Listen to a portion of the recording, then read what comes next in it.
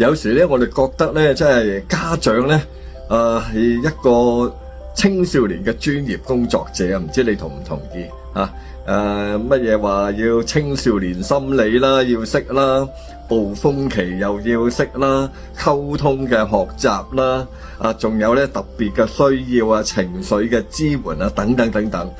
你話係咪真係呢啲嘅專業係咪我哋家長，我哋作為父母都係要有呢啲咁樣嘅訓練，同埋有一啲咁樣嘅資歷資格咧我哋咧喺嗰個有一個項目298行走4徑呢一個咁嘅青少年活動嘅裏邊咧，我哋都會有專業訓練咧，係俾啲學生嘅教路啦，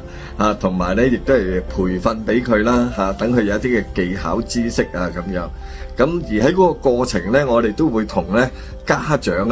就唔係淨係學生嚟喎，家長會支援嗰啲嘅細路仔噶嘛。如果支援佢嘅仔女嘅時候，喺當中嗰個過程咧，我哋都會同家長咧喺頭先我哋講嗰啲青少年成長互動嗰個過程嘅裏邊咧，大家分享啲經驗嘅，一齊嚟參與啊！